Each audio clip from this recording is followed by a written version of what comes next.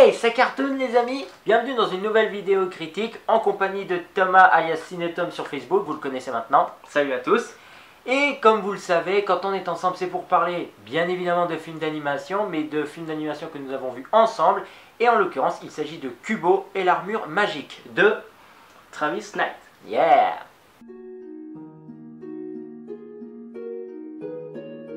Alors avant d'entamer la critique à proprement parler, je fais juste une petite info rapide sur laquelle je reviendrai en fin de vidéo.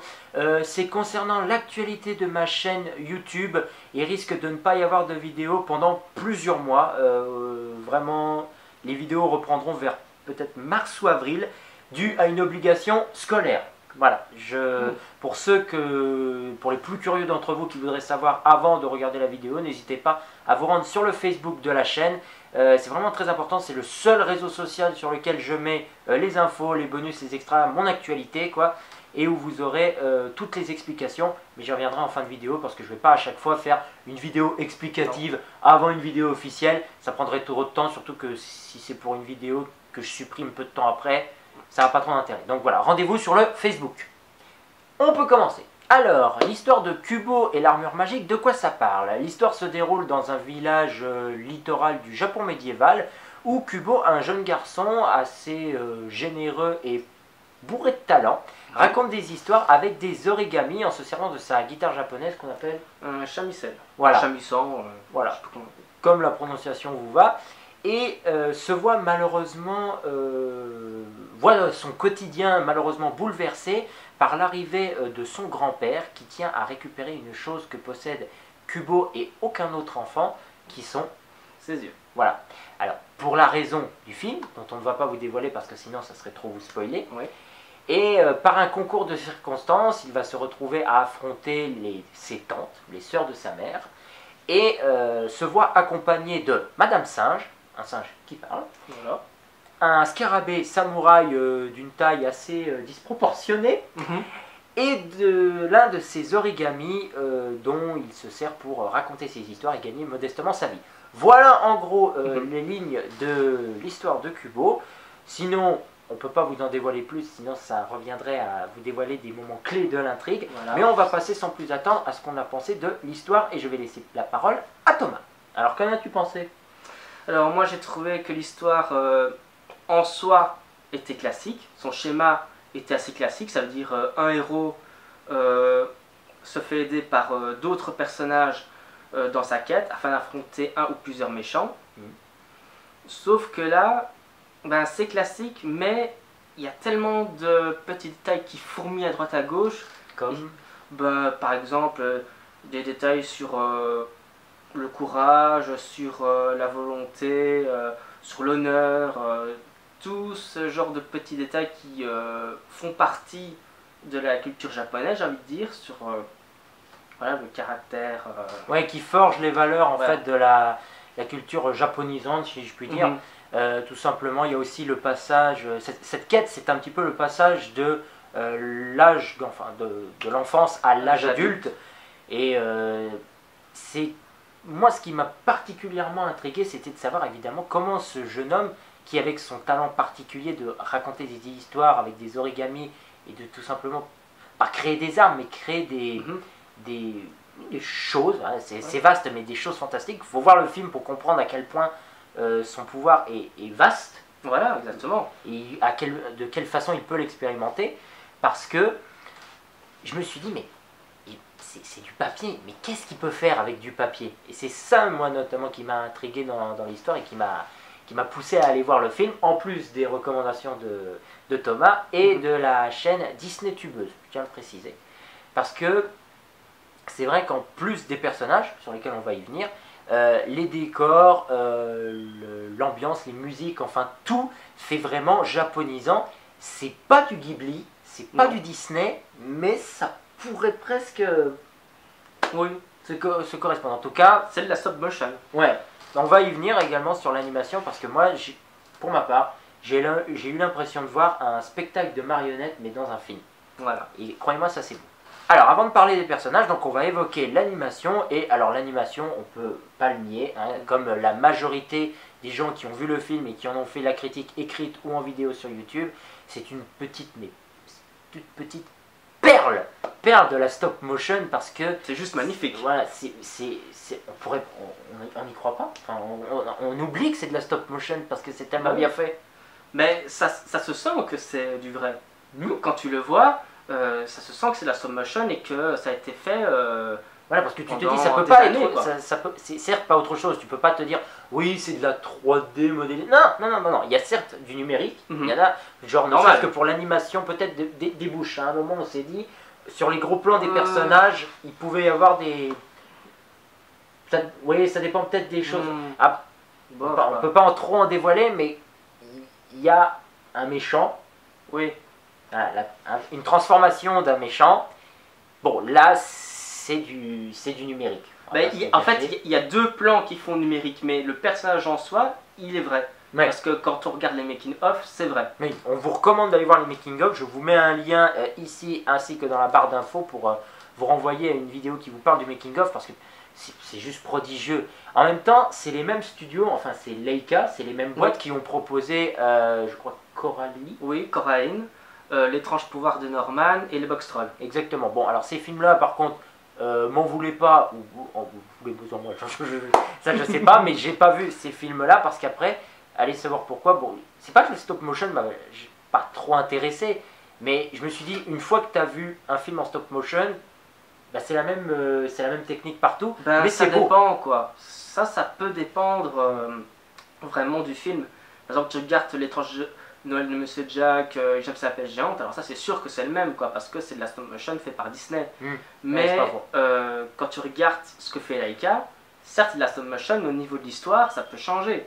Et attention, j'ai pas dit que c'était pas bien. Au contraire, c'est magnifique. Je vous l'ai dit, c'est une perle ce truc, c'est beau. J'ai envie de dire, on aimerait être dans ces décors. Voilà, En particulier exactement. les décors, quoi. C'est vraiment, c'est des paysans. Mhm. C'est des paysans. Bah, c'est ça vrai le que terme par rapport au reste, par rapport au Disney et tout ça, c'est vrai que ça reste assez dépaysant. Mm.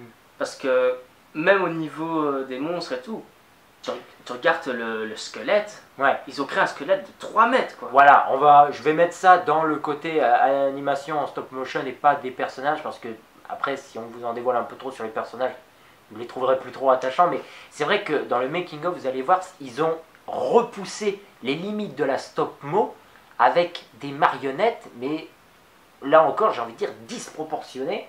Voilà. C'est la créature, le squelette, la scène du squelette en question. On vous spoil pas plus que ça parce que c'est présent dans les bandes annonces Bah oui. et si on vous recommande la vidéo du making of, vous allez être bluffé. Mais il faut voir la scène en préparation, en tournage, et il faut voir le résultat final parce que honnêtement c'est bluffant. Ouais. Le squelette est plus grand que l'équipe de réalisation. Un mec de taille moyenne, c'est un nain à côté du squelette. C'est la plus grosse des tâches, ça a été le plus dur Mhm. dans la réalisation du film. En plus de rendre vrai des effets en stop-mo avec du numérique, je pense à tout ce qui est eau, par exemple. Oui, quand t'as le scarabée qui plonge dans l'océan, là tu vois que quand il fait pchouk, si, bah, tu vois que c'est du numérique. Piouk, Voilà, ouais. il fait pchouk, Oui, non, mais c'est vrai, genre oui, on parle par exemple des éclats d'eau des éclaboussures Voilà. quand il y a un plongeon, ou même dans la scène de présentation où la mère utilise la guitare pour faire Oui. comme Moïse. Voilà. Je Oh. vais pas dire plus. Si, c'est revenu à du numérique, j'ai vérifié. Ah bon C'est de l'ordre du numérique, c'est sûr. Ah bah ok. Parce que quand je voyais, tu vois, c'est tellement bien fait que t'as pas l'impression que c'est du numérique. Mais alors si tu C'est as genre vérifié, je te c'est crois. comme si c'est un rideau, quoi. Oui, Enfin, mais moi, je suis persuadé que c'est du numérique.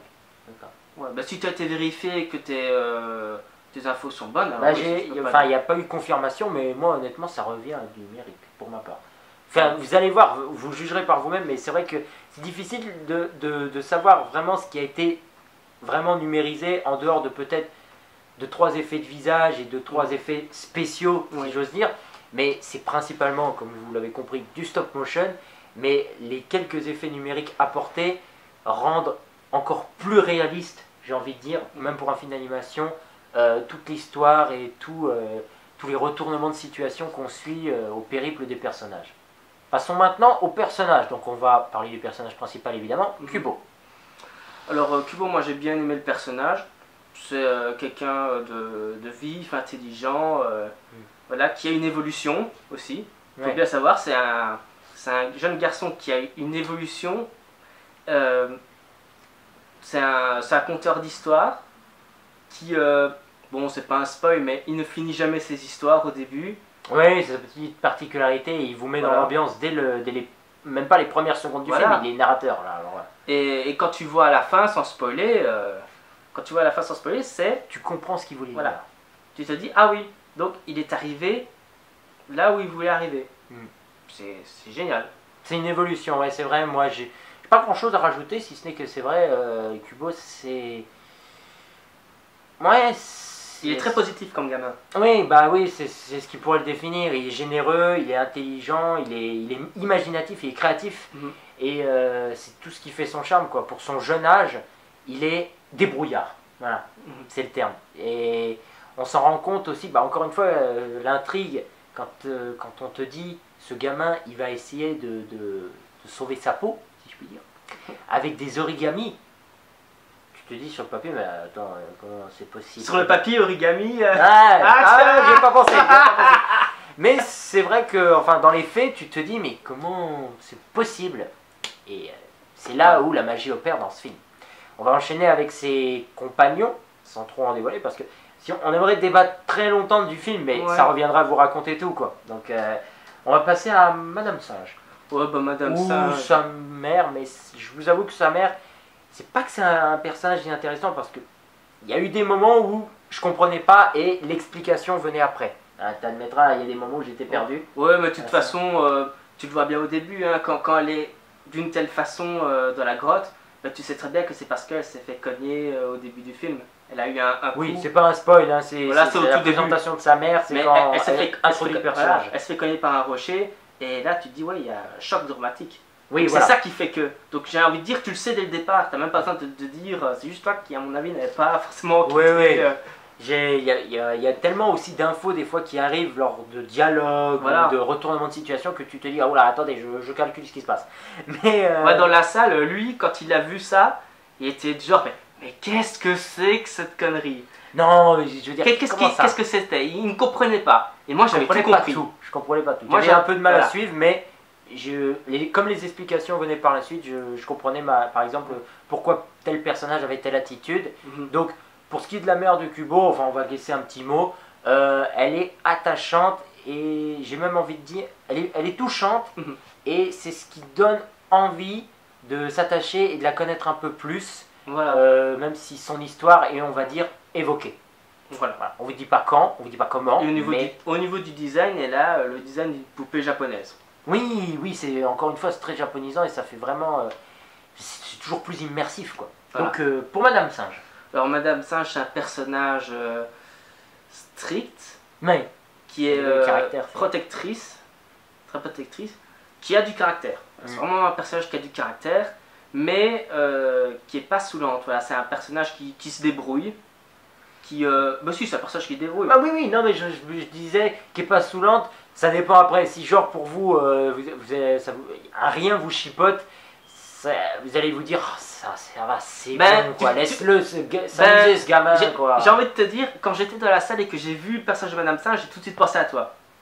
Parce que il y a notamment avec le personnage du scarabée, qu'on va revenir tout de suite après, où là tu m'as dit de la salle, mais pourquoi est-ce qu'il dit...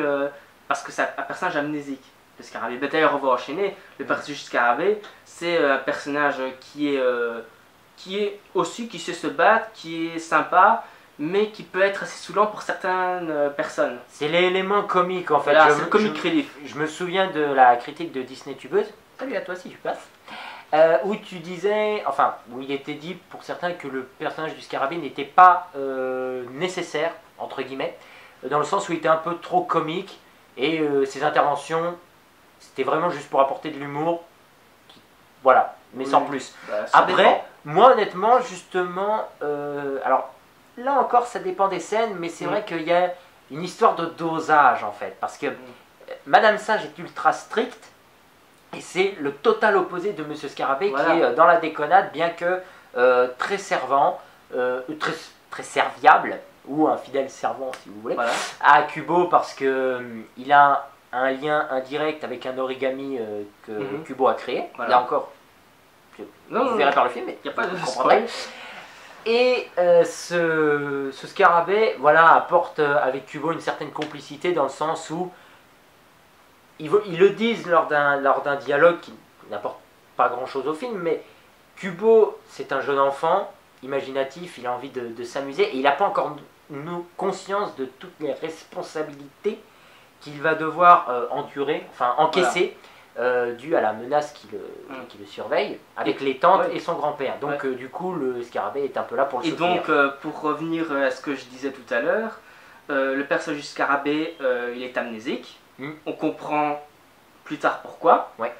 Et donc, à un moment, il est en train de dire ouais, alors j'étais un grand samouraï, je me souviens que j'avais battu je ne sais combien de personnes. Et là, tu étais en train de te dire mais t'étais pas censé être amnésique. Et voilà. Et après, tu as le personnage de Madame 5 qui dit mais attends, si tu dis ça, pourquoi alors tu viens de nous dire que t'es amnésique? Et alors là, il dit oh, mais c'est parce que des fois j'ai des flashs ainsi, règle le bruit d'une lame, un objet ou une épée, ça me fait revenir des flashs ainsi. Et c'est vrai qu'en vrai, c'est aussi un très bon combattant parce qu'il nous le prouve dès sa présentation. Il sait se servir d'un arc, d'une épée, mais c'est juste qu'il a toujours besoin d'apporter cette petite touche comique. Oui. Voilà.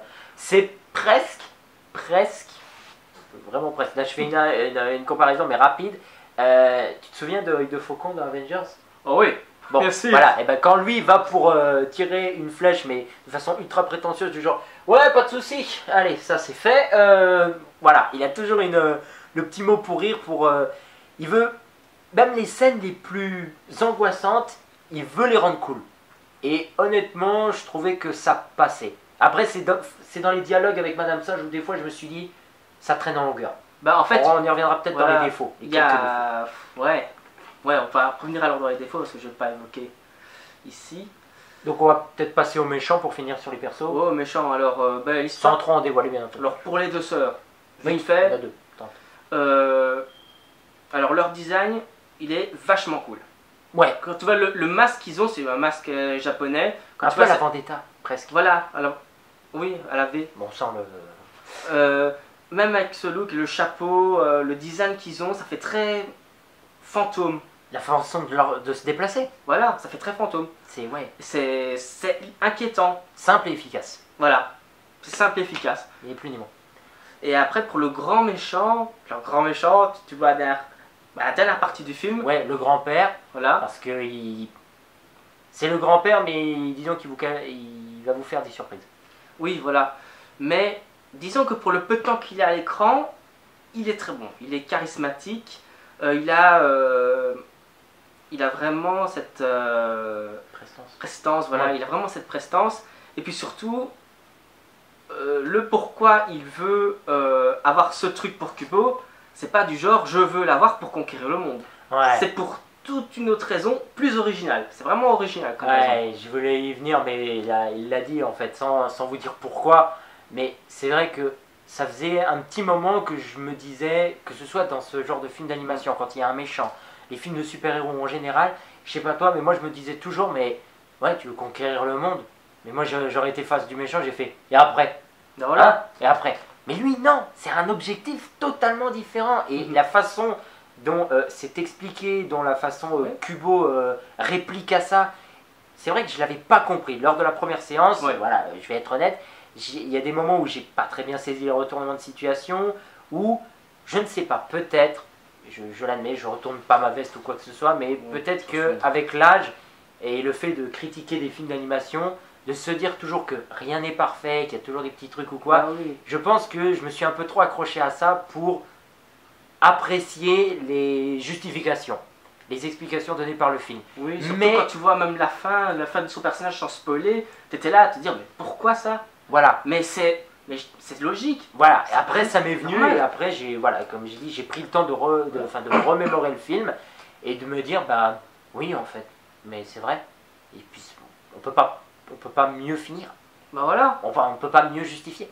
Donc voilà pour ce qui est des méchants. Tu avais aussi une autre petite anecdote à ce sujet, Oui, par rapport au rapport des personnages. voilà. Travis Knight, donc le réalisateur, qui est aussi le PDG de Laika, animateur sur les autres films qu'il a fait, voilà, sûrement le boss. Et ben ici, non seulement c'est son premier long métrage en tant que réalisateur, mais en plus pour son premier long métrage, il a quand même fait fort parce que la relation que Kubo a avec sa mère, c'est le même style de relation qu'il avait avec sa propre mère. Oui, Enfin, qui était aussi malade. Oui, oui. Voilà, avec ses proches, sa mère, sa grand-mère qui était malade, et donc il a voulu retranscrire à travers ce film, et aussi toute sa passion pour la culture japonaise. Il a passé je ne sais plus combien de temps au Japon, et ça se sent. Ouais. Quand tu le vois au niveau du respect de la culture japonaise, des codes respectés, De l'immersion, quoi. voilà, des créatures qui sont vraiment typiquement japonaises, des coutumes, tu sens que le mec, voilà, c'est un passionné de la culture japonaise. Ouais, il est allé au bout de ses rêves, en Voilà. quelque sorte. Mais c'est vrai que c'est bien retranscrit, c'est tout ce qu'on peut dire. Voilà. Très bien retranscrit.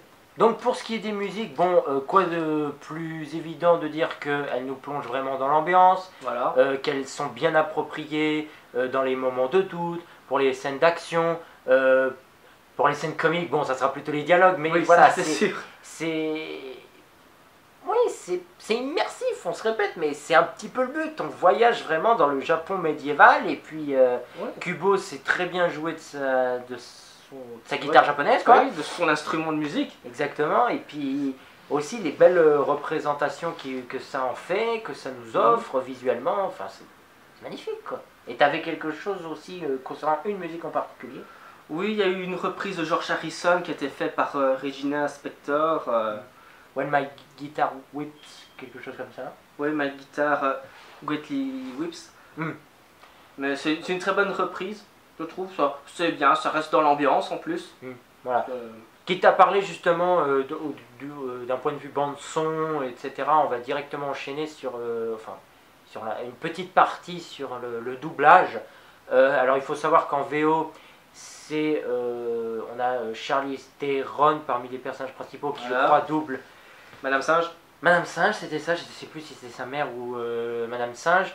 Honnêtement, c'est les seuls noms que j'ai retenus. Après, il y a un Non, Matthew McConaughey. McGonaghy. Voilà, qui fait. C'est pas grave. Qui fait le scarabée. Ouais. Voilà. Alors, le méchant, c'est Ralph Fiennes, qui jouait Lord Voldemort de Harry Potter, notamment.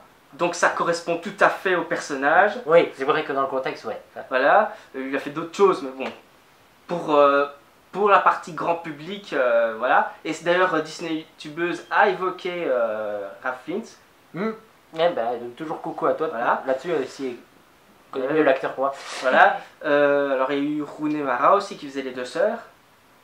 Oui, Voilà. parce que c'est évidemment les deux sœurs sont vraiment jumelles, donc il y a eu besoin que Voilà. d'une voix pour doubler Voilà, les personnages. Voilà, encore une fois, Rooney Mara, c'est une bonne actrice, c'est une belle femme. Voilà, c'est comme Charlize Theron. Hein, Oui, mais voilà, pour le coup, on parle voilà, des persos, donc voilà, je sais pas. on va pas être en live, mais donc Et voilà. pour le cas de Kubo. Et pour le cas de Kubo, alors c'est un acteur qui s'appelle Art Parkinson, il me semble. Ah ouais. Voilà, en VO c'est Art Parkinson. Je pense que si j'ai bien vu, il a fait dans Game of Thrones et dans San Andreas, le film catastrophe avec Dwayne Johnson. Si je me suis bien renseigné, après on l'a pas vu en VO, donc Oui, c'est juste. Donc pour nous, pour ce qui est de la VF, en tout cas, le doublage qu'on en retient et qui est également disponible sur YouTube, il faut savoir, c'est le fils de Boris Rélinger, à savoir Jason Statham, Gérard Butler, ou encore le chapeauté pour ce qui est de l'animation, donc chez DreamWorks en l'occurrence. Et honnêtement, le travail qu'a apporté donc Kylian Rélinger, je trouve que c'est l'équivalent. C'est un travail excellent hein, pour ceux qui... C'est bon ou pas, c'est bon ou pas. L'excellent travail qu'a apporté Kylian dans sa performance vocale est au même niveau, pour moi, que la performance d'acteur que le jeune homme dans le livre de la jungle en live, je trouve. Ah bon? Ah, et je trouve très performant, il est très convaincant. Ah, voilà.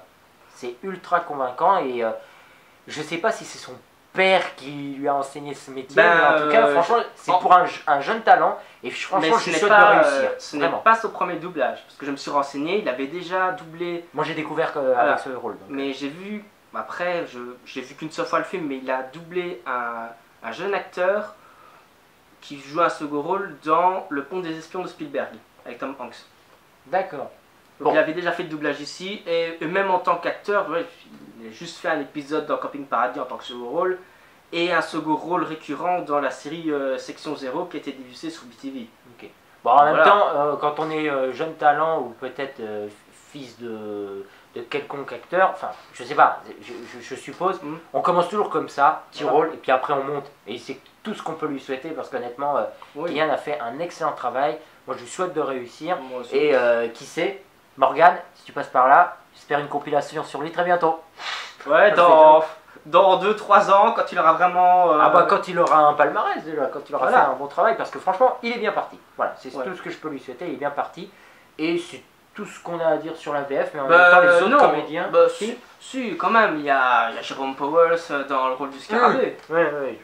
Oui, mais c'est vrai, c'est parce que là, en fait, évidemment, on trouve que la performance de Kylian sur YouTube, à ma connaissance. Moi, je trouvais que des vidéos. Ben, sur Wikipédia, il y a Jérôme Powers. Mais Il y a Jérôme Powers en Scarabée, et il est bien, voilà, il est saoulant, enfin, il est saoulant entre guillemets, mais il amuse.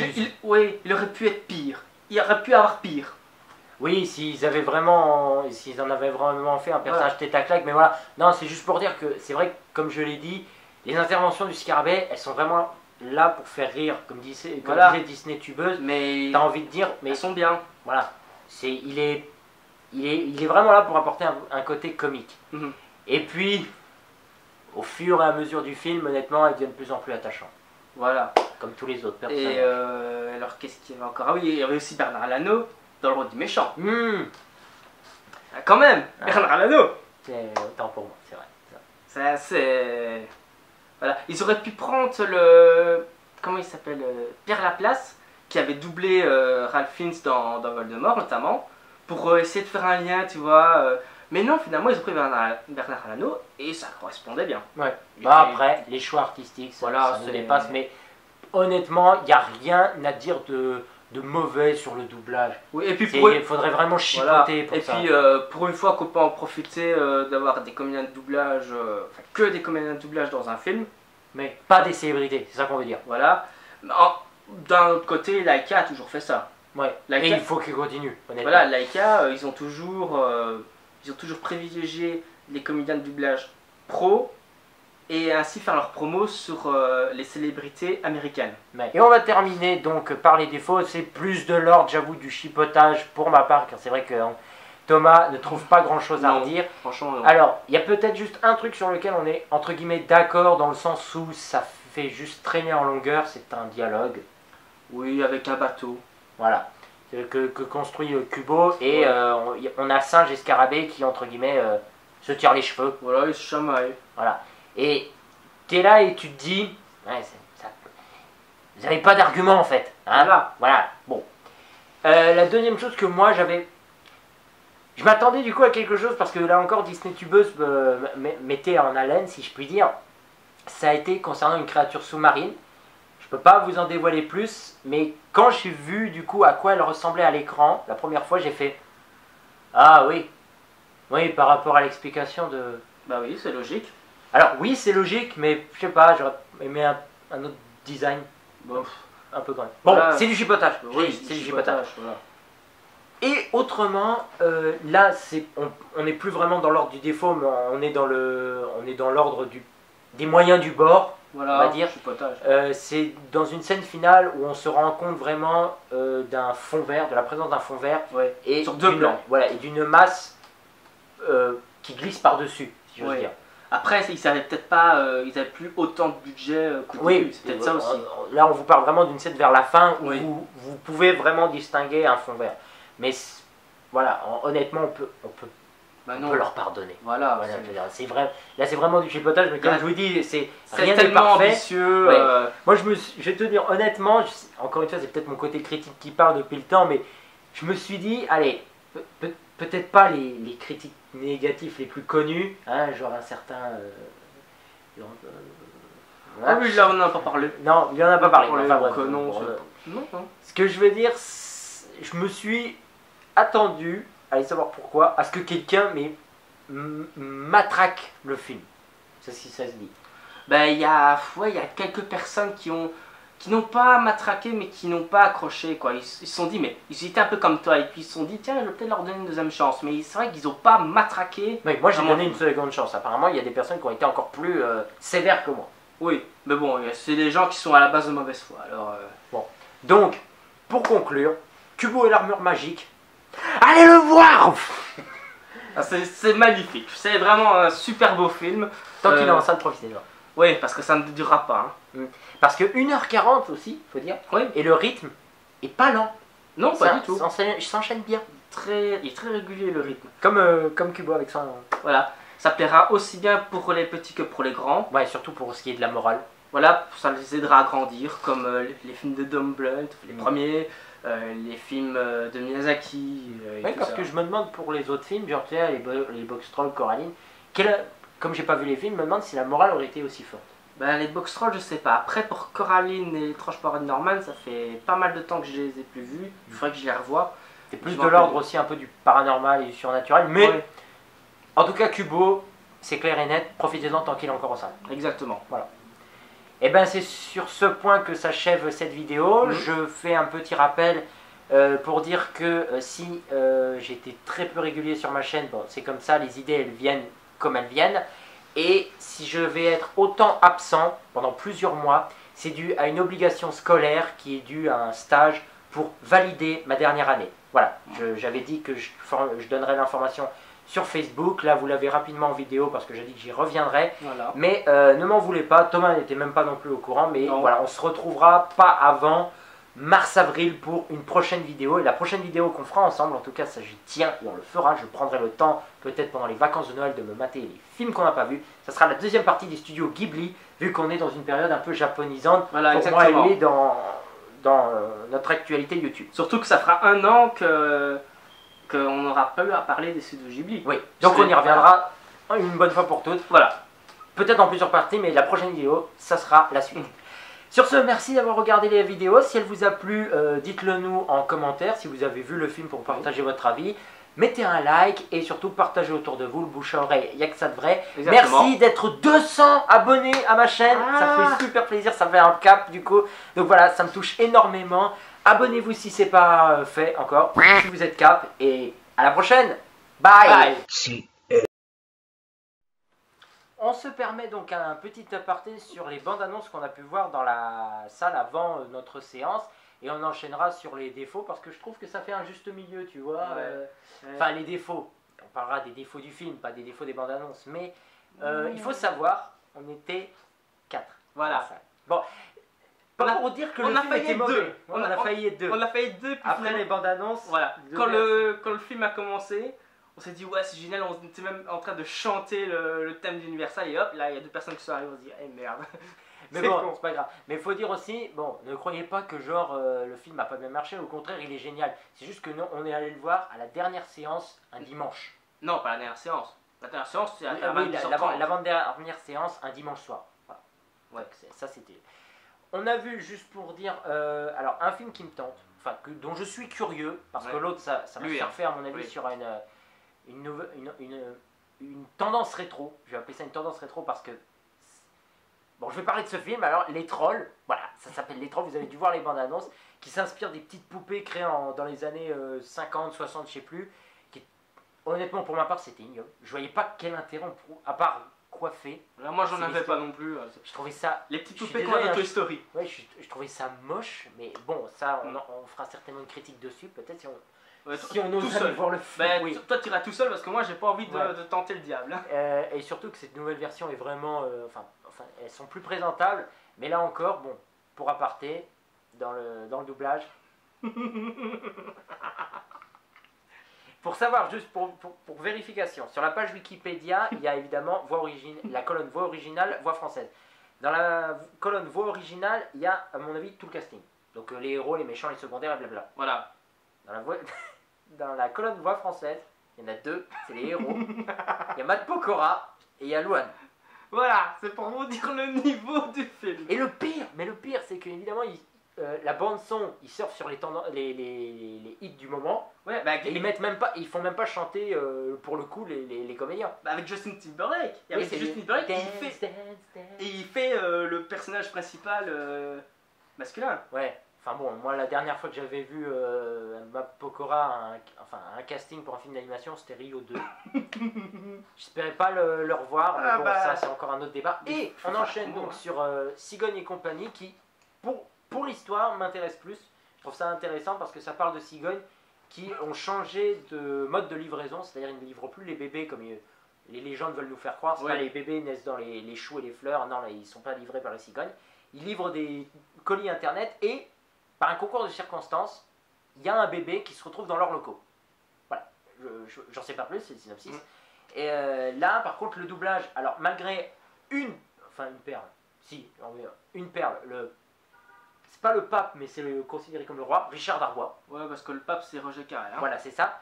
Mais entouré de Florent Pey, Bérangère Krief. Ouais, Bon, qu'est-ce que vous voulez, j'ai envie de dire, qu'est-ce que vous voulez qu'on fasse, hein, on subit, hein, c'est tout. Mais voilà, c'était la petite aparté pour les deux autres films d'animation. C'est la promo, Ouais. qu'est-ce que tu veux? Oui, parce qu'il faut savoir que des fois pour des bandes annonces, pour ceux qui ne savent pas, les voix changent. Enfin, vous vous en rendez compte, notamment, comme j'avais dit à Angry Birds, enfin sur ma critique écrite sur Facebook, avant que Omar Sy obtienne le rôle principal, vous écoutez bande annonce numéro 1, c'est pas sa voix. Non, c'est dans la bande annonce numéro 2. Là encore. Voilà. Et on va terminer par les défauts du film pour revenir à Kurbo et l'armure magique, le peu qu'il y en a, hein, et on terminera là-dessus.